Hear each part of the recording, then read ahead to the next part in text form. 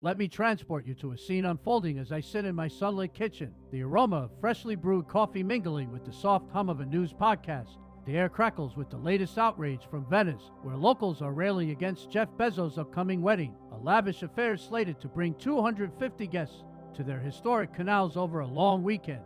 The indignation feels thick, almost theatrical, and as I sip my coffee, I can't help but see through the veneer. This isn't just a story of a billionaire's celebration. It's a mirror held up to a city that's danced with fame and fortune for decades, a tale of hypocrisy and hidden truths that begs us to learn from the clash of wealth and tradition. I lean closer to my laptop, the podcast detailing the uproar, and let the narrative unfold. I picture Venice, its labyrinthine streets and shimmering waterways, a city that's been both muse and marketplace for centuries. For over 90 years, it has proudly hosted the Venice Film Festival, an 11-day spectacle that transforms the Lido into a cinematic haven, drawing over 50,000 film lovers, directors, and industry moguls each year. I imagine the red carpets unfurling, the flash of cameras, the hum of excitement as stars glide through the crowds. The screenings may be confined to the Lido, but the ripple effects flood central Venice, restaurants buzzing with reservations, hotels packed to the rafters, shops overflowing with tourists seeking a taste of glamour. The local economy thrives on this annual influx, yet now, with Bezos' 250 guests poised to descend, the same Venetians cry disruption.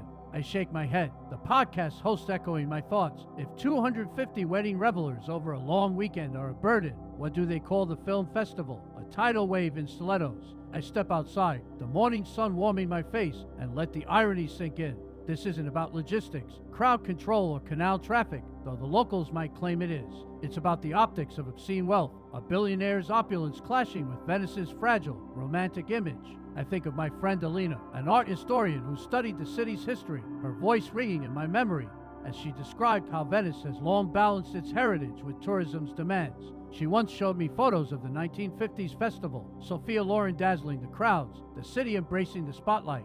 Yet now, with Bezos' private yachts and caviar-laden feasts on the horizon, the pearl-clutching begins. I chuckle, imagining the gondoliers grumbling about billionaire traffic jams while pocketing the tips from festival-goers just months ago. The hypocrisy is palpable, a lesson in how we cherry-pick our outrage. Later, I sit with my notebook, sketching a scene of Venice's canals under siege, not by Bezos' guests, but by the city's own contradictions. The truth is, even this wealth brings a jolt to the local economy, a lifeline for a city struggling with depopulation and rising waters. I recall a report I read last week, noting how tourism pumps over 2 billion euros annually into Venice, sustaining artisans and restaurateurs who might otherwise fade. Bezos' wedding, with its high-profile guests and lavish spending, could do the same, filling hotels, boosting caterers, putting Venetian glassware on global display. You can't court global attention and tourism dollars, I muse, then feign shock when the richest man in the world arrives with a party of 250.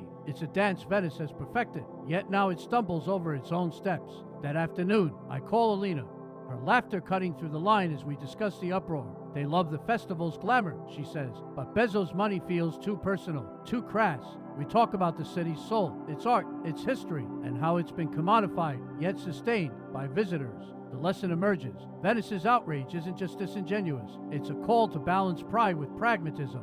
I imagine a future where the city embraces all its guests, film stars and billionaires alike, while protecting its essence, not with protests, but with policies that ensure the wealth benefits all. As I hang up, the sun dipping low, I hope others learn from this. Venice can thrive on tourism's tide, but only if it navigates the currents of wealth with wisdom, leaving a legacy of harmony rather than hypocrisy.